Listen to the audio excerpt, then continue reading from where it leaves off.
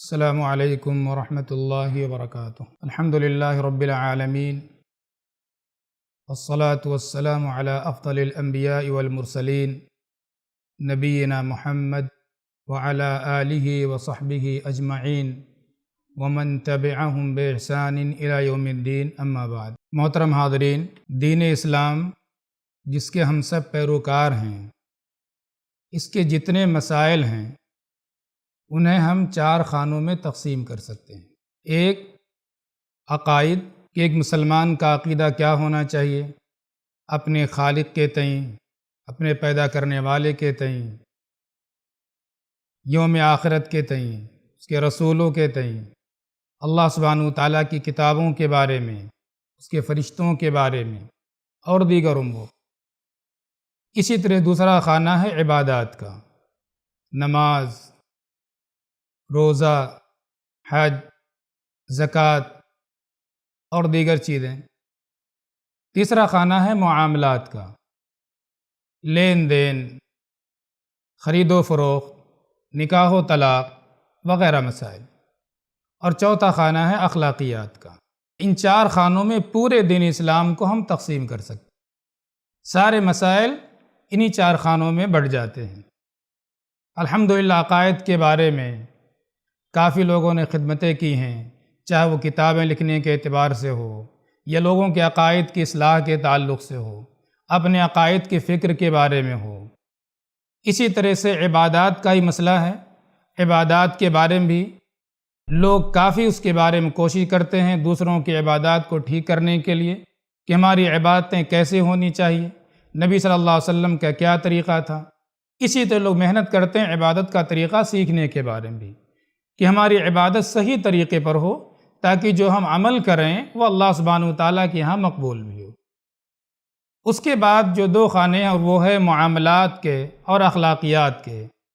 ان دونوں میں ہمارے یہاں کوتاہی پائی جاتی ہے۔ ان میں سے جو آخری اخلاقیات کا، اس کے تعلق سے میں چند باتیں اس مجلس میں آپ کے سامنے پیش کرنا چاہتا ہوں۔ اللہ سبحانہ وتعالیٰ نے اپنے نبی کی صفات کا تذکرہ کرتے ہوئے ایک اہم صفت کا تذکرہ کیا ہے اور فرمائے نون والقلم وما یسطرون ما انت بنعمت ربک بمجنون وان لک لاجرا غیر ممنون وانک لعلی خلق عظیم۔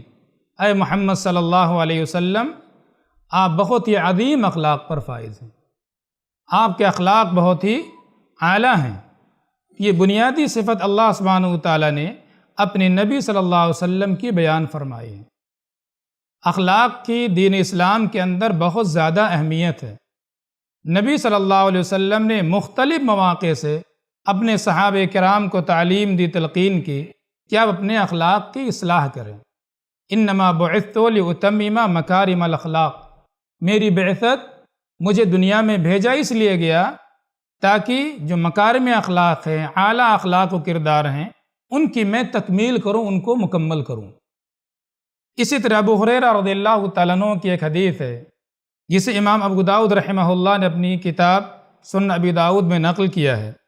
فرمایا نبی صلی اللہ علیہ وسلم نے اکمل المؤمنین ایمانا احسنہم خلقا، مومنوں کے اندر ایمان کے اعتبار سے سب سے کامل وہ شخص ہے۔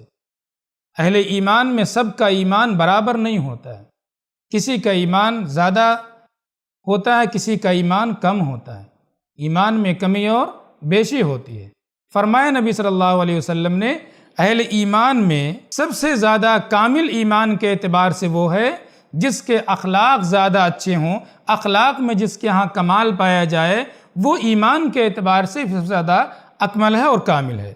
اسی طرح سے نبی صلی اللہ علیہ وسلم کے بارے میں صحابی رسول عبداللہ ابن عمرو بن عاص رضی اللہ تعالیٰ عنہ نے فرمایا ہے کہ لم یکن النبی صلی اللہ علیہ وسلم فاحشا ولا متفحشا، نبی صلی اللہ علیہ وسلم فحش گو نہیں تھے، بد کلام نہیں تھے، زبان سے غلط باتیں نہیں نکالا کرتے تھے، لوگوں سے گفتگو میں غلط باتیں زبان سے نہیں بولا کرتے تھے، ولا متفحشا، ایک تو ہوتا آدمی کی فطرت یہ نہیں ہے، ان کچھ لوگ زبردستی اس کے بعد بھی کوشش کرتے ہیں غلط بات بولنے کی، فلاں اس طرح سے بولتا ہے تو ہم بھی اس طرح سے بولیں۔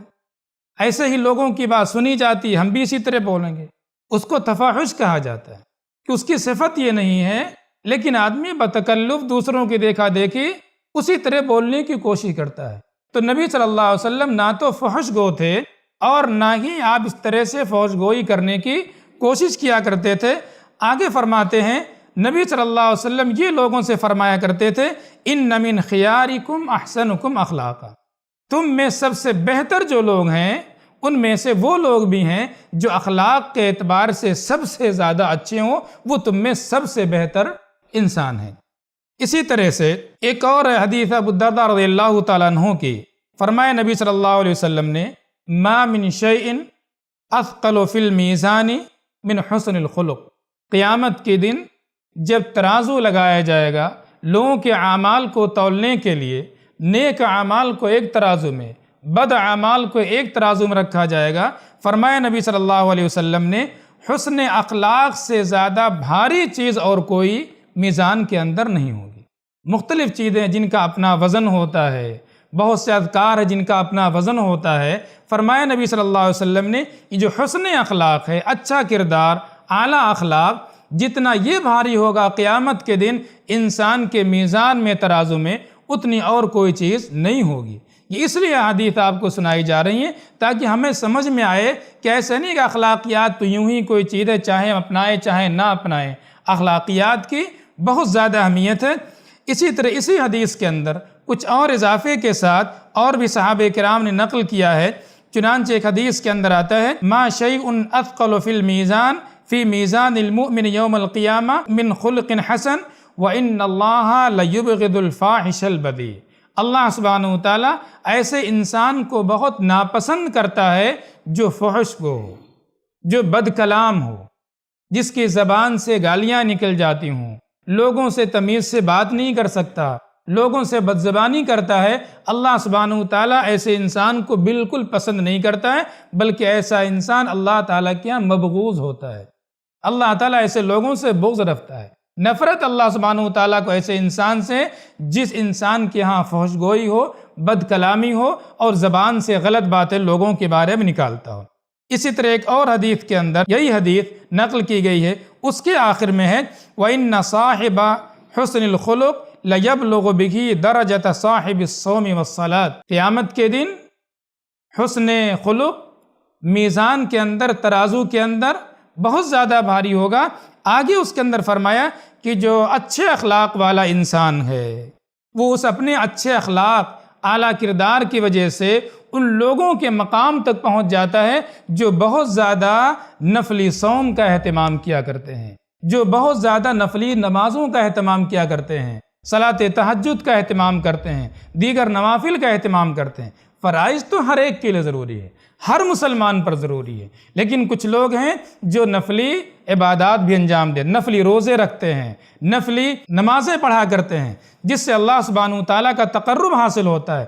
فرمایا نبی صلی اللہ علیہ وسلم نے کہ بہت عظیم اعمال نفلی عبادات کرنا، لیکن حسن خلق کے ذریعے سے ایک انسان کے ہاں فرائض تو ہیں، بہت زیادہ نفلی عبادات نہیں اس کے پاس ہیں، لیکن اپنے اچھے کردار کی وجہ سے، حسن اخلاق کی وجہ سے ان کا مقام انسان پا لیتا ہے۔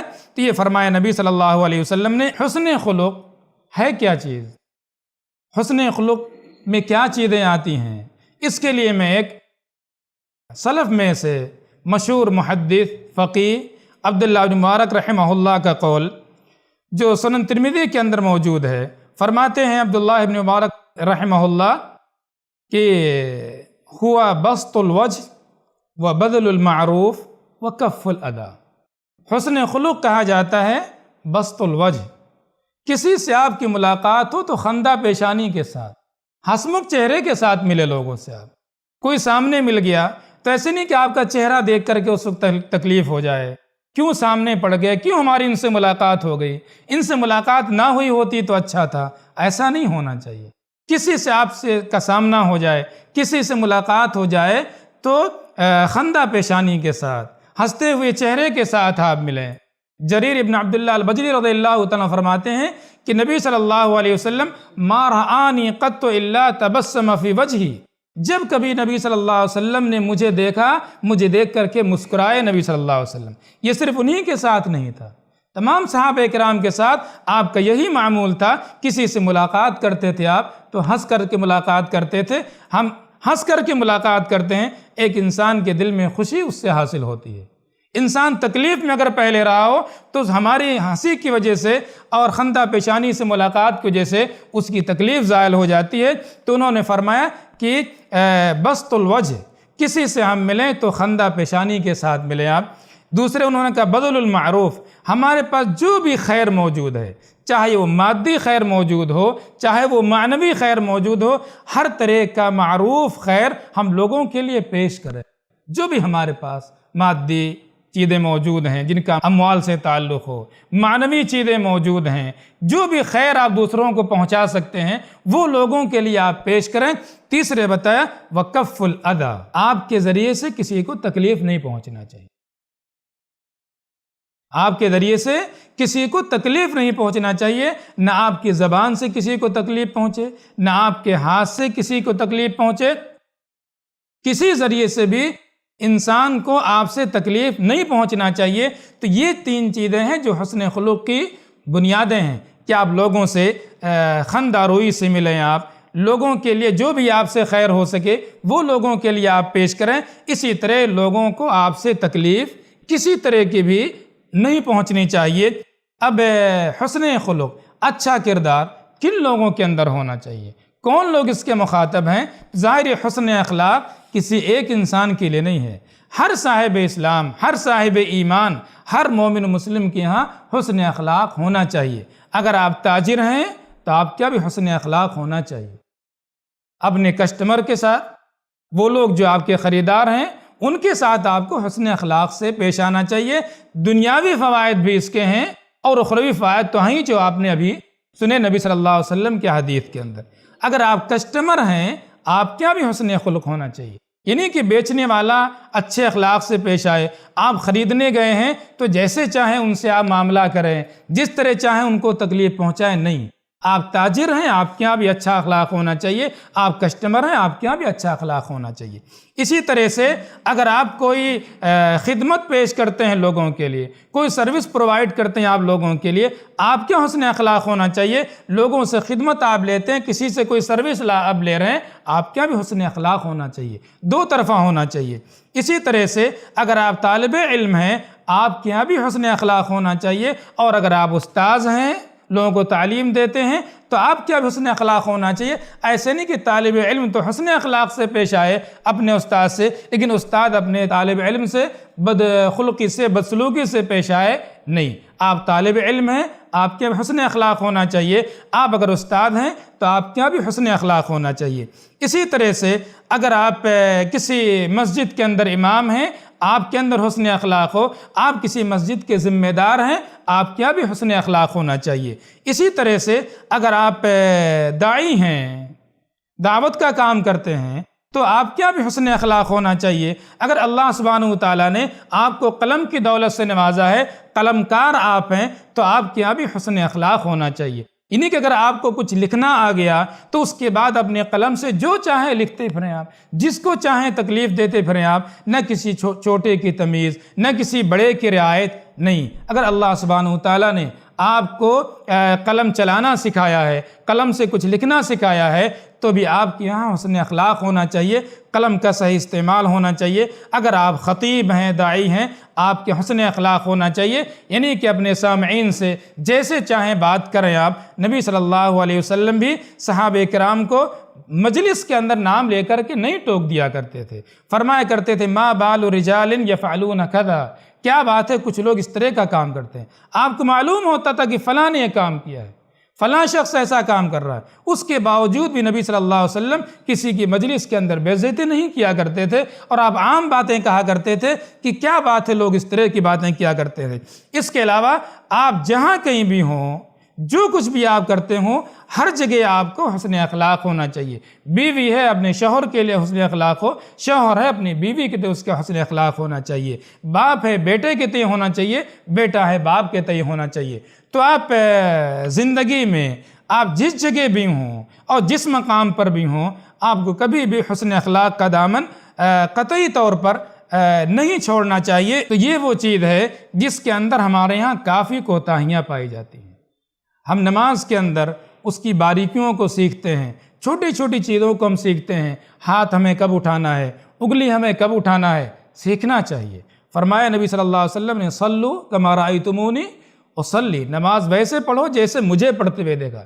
سیکھنا چاہیے، لیکن اسی طرح سے نبی صلی اللہ علیہ وسلم نے یہ بھی سکھایا ہے کہ ہمارا اخلاق کیسا ہونا چاہیے، ہمارا کردار کیسا ہونا چاہیے۔ لہذا ہمیں اور آپ کو چاہیے کہ اپنے اخلاق کو، اپنے کردار کو نبی صلی اللہ علیہ وسلم کے اخلاق اور آپ کے کردار میں ڈھالنے کی کوشش کریں۔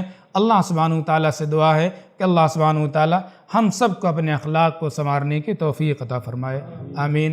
وصلی اللہ علی نبینا محمد وعلی آلہ وصحبہ وسلم، والسلام علیکم ورحمۃ اللہ وبرکاتہ۔